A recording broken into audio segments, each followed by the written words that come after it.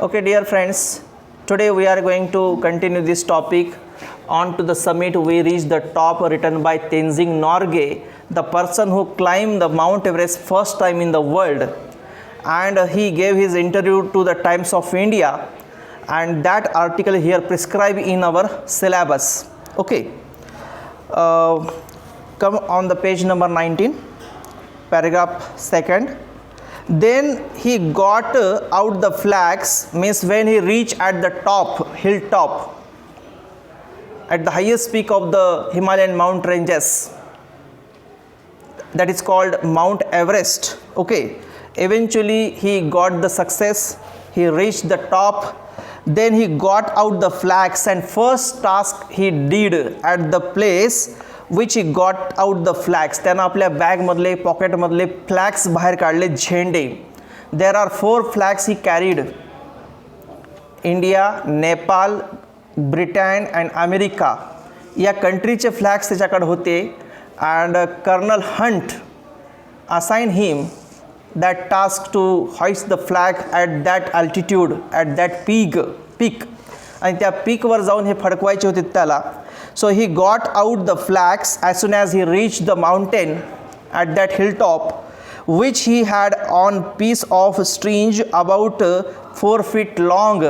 And he had a piece of string. त्याच्याकडे एक दोरी होती, त्या दोरीला त्यानं ते flag बांधलेत. He fastened one end to his ice axe. He fastened one end to his ice axe. त्यानं ते त्याच्याकडे जे आईस ॲक्स होती की ज्या कुऱ्हाडीच्या सहाय्यानं तो बर्फ फोडून पुढे चढायचा, त्या ॲक्सला त्यांनी असं कशात तरी म्हणजे रोवलं, फिट केलं, अँकर केलं, त्याला ते दोरी बांधली आणि दुसऱ्या साईडनं त्यानं ते दोरी पकडली आणि त्याला ते झेंडे लावलेत. अँड हिलरी टूक pictures as he held it up. आणि हिलरीनं ते फोटो घेतलेत फटाफट, की एवढ्या उंचीवर जाऊन त्यानं जेव्हा असे ते फ्लॅग्स हॉइस्ट केले 4 देशाचे, ते हिलरीनं त्या तिथं त्याचे स्नॅप्स घेतलेत, फोटोज घेतलेत. As he had to bring his ice axe down with him. And after that he down means he bring his ice axe, त्यानं आपली आईस ॲक्स घेऊन वापस निघाला. He buried one end of the string in the ice on the top. आणि त्या टॉपलाच एका बर्फाच्या काहीतरी दगडाला वगैरे त्यानं ते एक दोरीचा टोक बांधला आणि दुसरं दोरीचं टोकसुद्धा एका दुसऱ्या बर्फाच्या एका दगडाला त्यानं बांधून टाकलं, ते दोन्ही दोरीचे तोंड. And the other in snow on the slope down below. When they left they were lying flat against the summit. आणि अशा पद्धतीनं त्यांनी त्यानंतर तो तिथून खाली उतरला. He was very thirsty. आणि त्यावेळेस जेव्हा तो त्या माउंट एव्हरेस्टवर चढला त्यावेळेस त्याला खूप तहानल्यासारखं वाटत होतं, कारण एवढी मोठी हाईट चढून तो वर गेला होता, त्यामुळं त्याला तिथं फार तहानल्यासारखं त्याला वाटत होतं. ही took out a water tumbler for drink. Just water tumbler means water bag. एक वॉटर बॅग होती त्याच्याकडं, त्यानं त्यातलं पाणी पिण्याचा प्रयत्न केला. But unfortunately he found the water in the metal container had frozen, so he couldn't quench his thirst. But found the water in the metal container had frozen. पण ज्या बॉटलमध्ये पाणी होतं, जी वॉटर बॅग होती त्या ती मेटलची होती, स्टील म्हणा, copper म्हणा, अशा कुठल्या तरी मेटलची होती. ती त्याच्यातलं पाणी पिण्याचा प्रयत्न केला, but unfortunately the water totally freeze. Okay, ते फ्रोज झालेलं पाणी होतं, गोठलेलं होतं. So he couldn't quench his thirst. And unfortunately there was no water. Everywhere there was a snow, but unfortunately no water. तिथं सगळीकडे बर्फ होता पण पाणी नव्हतं. ते फ्रीजिंग मोमेंटमध्ये होतं. At that altitude -degree temperature, there was no water. water existed but in not liquid form, in solid form. Solid form मध्ये वॉटर होतं, तो पिऊ शकत नव्हता. सो ही couldn't quench his thirst. सगळीकडे बर्फ आहे, बर्फ पाण्याचाच बनतो, पाणी सगळीकडे आहे, ज्या पाण्यावर उभा आहे तो, पण ते पाणी पिऊ शकत नव्हता. किती गोष्ट पहा, किती अवघड आहे, किती डिफिकल्ट गोष्ट आहे. आणि एवढ्या डिफिकल्ट सिच्युएशनमध्ये he climb the mount Everest. Definitely that was the world record. Okay, की तेवढ्या अल्टिट्यूडला जिवंत राहणंच हे फार मोठं चॅलेंज आहे आणि ते तिथं होता. He ate some biscuits and offered some to Hillary. त्यानं काही बिस्किट्स खाल्लेत and some offered to Hillary आणि काही त्यानं हिलरीलासुद्धा दिलेत. He was wearing a red scarf which his great friend Lambert had given him last year, and at that altitude he was wearing a red scarf.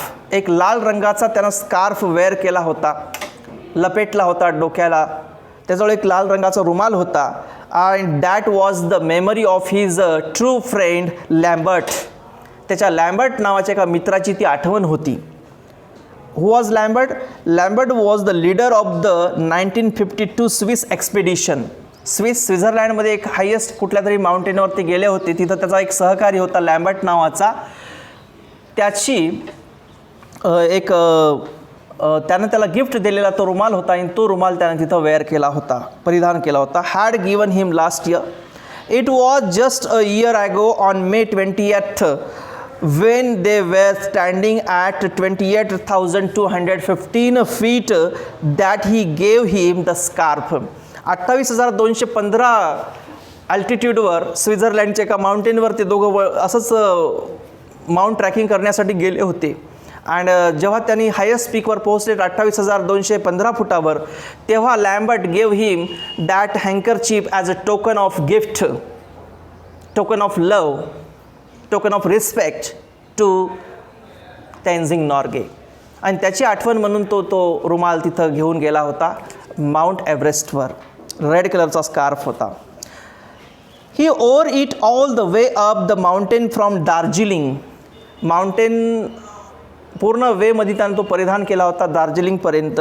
As he stood at the top he remembered him and felt that he was with him. When he reach at the altitude he remember his friend because of that scarf. त्याच्या रुमालामुळे त्याला आपल्या मित्राची आठवण झाली आणि असं वाटत होतं की ही अलॉंग विथ हिम, की तो आपल्यासोबतच आहे. He stood at the top with him, अशा प्रकारची त्याची भावना होती त्या मित्राबद्दल. आणि तो स्कार्फ घेऊन तो त्या माउंटेनवर होता आपल्या मित्राची आठवण म्हणून. He felt absolutely fit at the summit.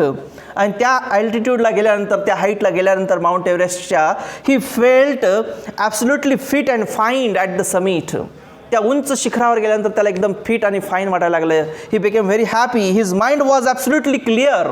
His mind was absolutely free, without any burden and without any anxiety.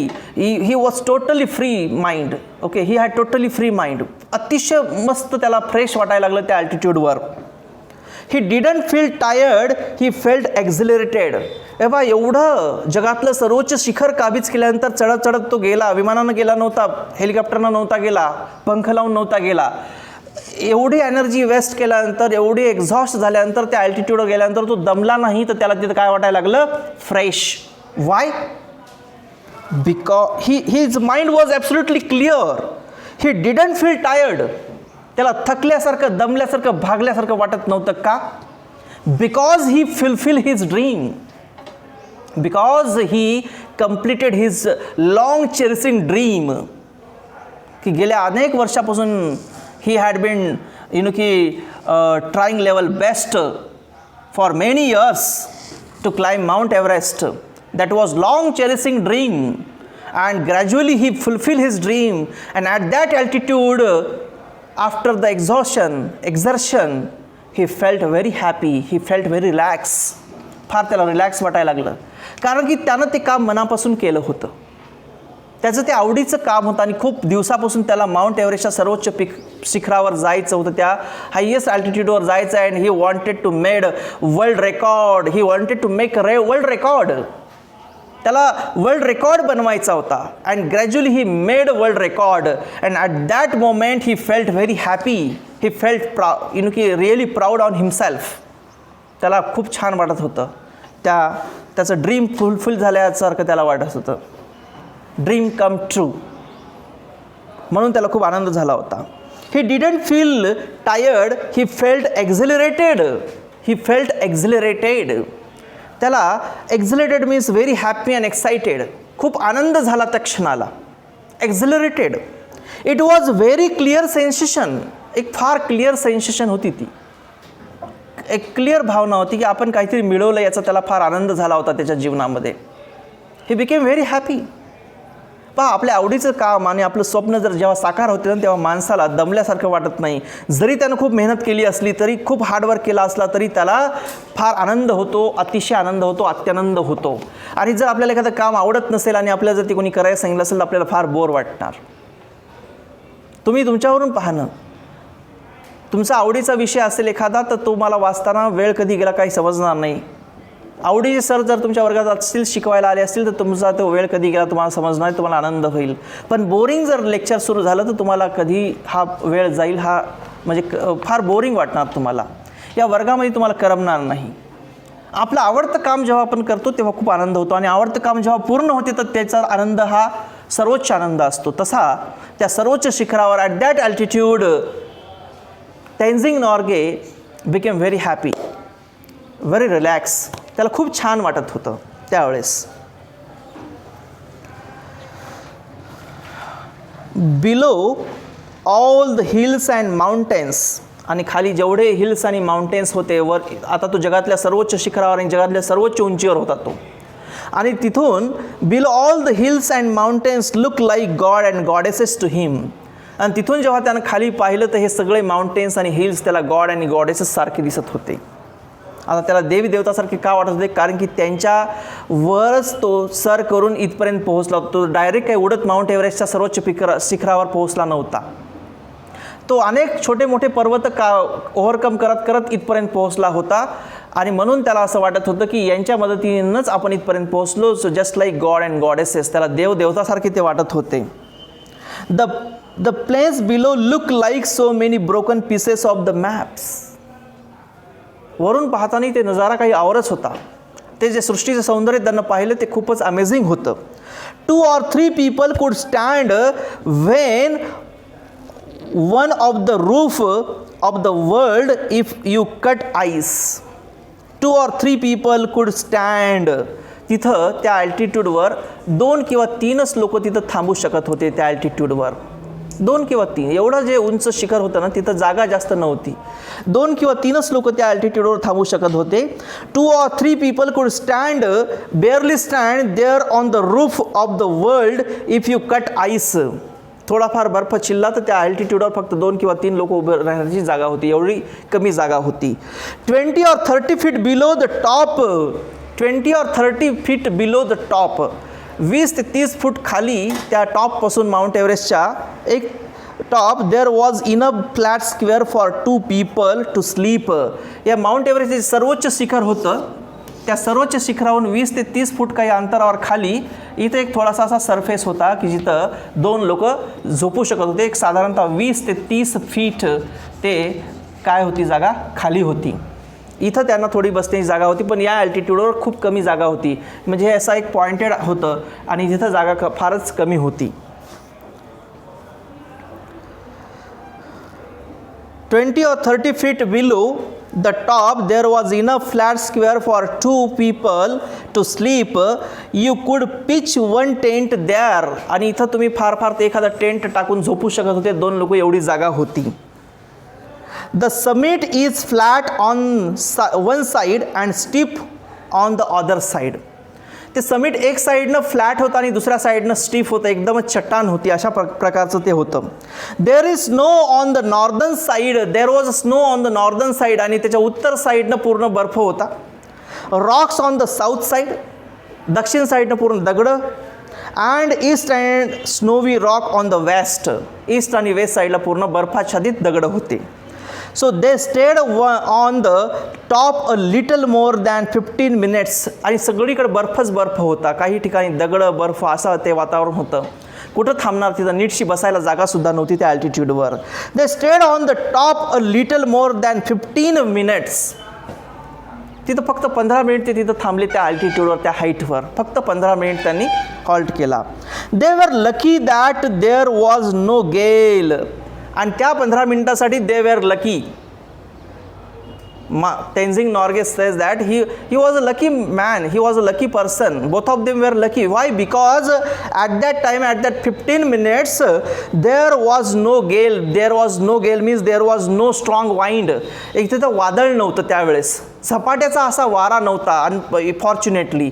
नाही तर त्यावेळेस जर वादळ असतं ना सोसाट्याचं तेवढ्या उंच शिखरावर, तर ते उडू असे त्यांना वाहून नेलं असतं त्या वाऱ्यानं, ते उडून खाईत पडले असते. Fortunately at that time there was no strong storm, कुठलंही वादळ त्यावेळेस नव्हतं. Or it would have swept them off, नाही तर त्या वादळानं केव्हाच त्यांना खाली फेकून दिलं असतं, उडून ते खाली पडले असते. कारण एवढं उंच शिखरावरचं वादळ म्हणजे ते स्ट्रॉंगच असणार. पण फॉर्च्युनेटली त्यांच्या मागे निश्चितच काहीतरी ताकद होती, दैवी शक्ती होती असं म्हणायला हरकत नाही, की त्यांना त्यावेळेस त्यांनी मदत केली असं तो म्हणतो. His next thought was how to get down safely. आणि आता there was a next challenge.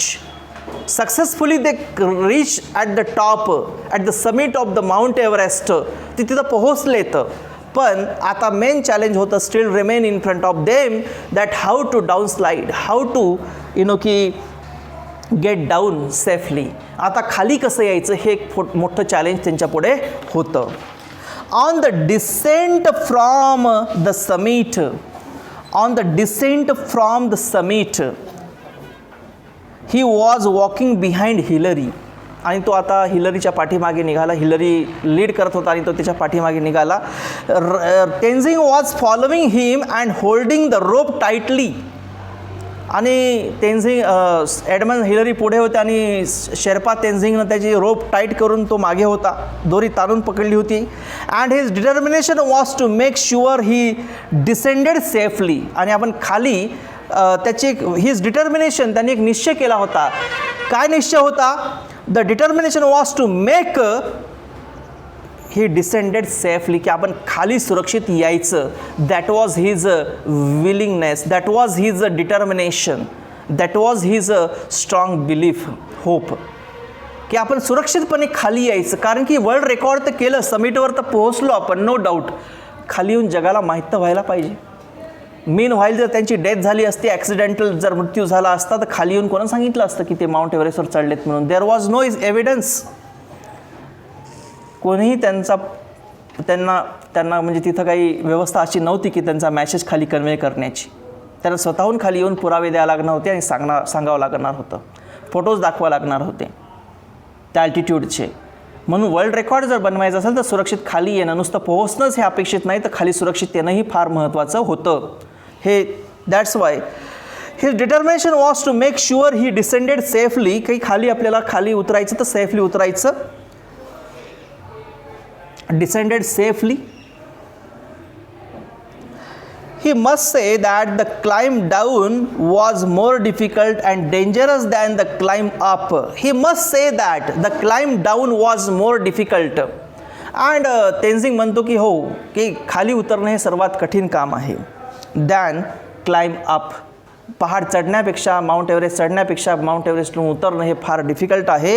If you slip down, why did he say like that? Because if you slip down you would go in to Kangshung glacier. जर तुमचा पाय घसरला उतरताना खाई आणि तुम्ही डायरेक्ट कुठे येऊन पडसाल? कॅंग्सहंग ग्लॅसियरमध्ये. What is mean by glacier? हिम नदी. या माउंट एव्हरेस्ट म्हणजे कोणते हे माउंटेन्स आहेत असे, या माउंटेन्समधून नद्या वाहत जाणार, फ्लोईंग रिव्हर्स आहेत. इथला वितळलेला बर्फ कुठं येतो? या नद्यामध्ये येतो. आणि हे नद्या कशा आहेत? फ्रोझन रिव्हर्स आहेत. आणि जर तुमचा पाय इथून घसरला एखाद्या कड्या कपाऱ्यातून, डायरेक्ट तुम्ही कुठे येऊन पडणार? या ग्लॅसियरमध्ये, या हिम नदीमध्ये. हिम नदीचा वरचा भाग पूर्ण बर्फानं आच्छादलेला आहे, खालच्या भागामध्ये पाणी लिक्विड फॉर्ममध्ये आहे आणि वर सॉलिड फॉर्ममध्ये आहे. इथून जर तुम्ही खाली पडलात, एखाद्या छद्रातून जर खाली तुम्ही या पाण्यात गेलात, तर तुम्हाला वर पुन्हा येण्याची चान्स नाही. तुमची डेड बॉडी तिथंच राहील, फ्रोझनमध्येच, बर्फामध्येच. चान्स नाही वापस येण्याचा. म्हणून फार काळजीपूर्वक उतरायचं होतं. एक जरी चूक झाली असती, एका कड्यावरून जरी पाय घसरला असता, तर डायरेक्ट एंड कुठं आहे? ग्लॅसियरमध्ये, त्या हिम नदीमध्येच होता. म्हणून down slide it's very important. If you slip down you would go in to Kangshung glacier and there would be no stress left you. आणि तुमचा कुठलाही पुरावा राहिला नसता की तुम्ही शिल्लकच राहिले नसता की संपून गेले असते. So this is the most important thing. हे फार महत्त्वाची होती. So they had to take precautions more than की क्लाइम्बिंग द माउंटेन. ओके, की माउंटेन क्लाइम्बिंग करण्यापेक्षा डाऊन जेव्हा करत होते, गेट डाऊन करत होते, तेव्हा त्यांना जास्त काळजी घेणं गरजेचं होतं. So in this way they had to take precautions. So more cautions needed at that moment. Okay, so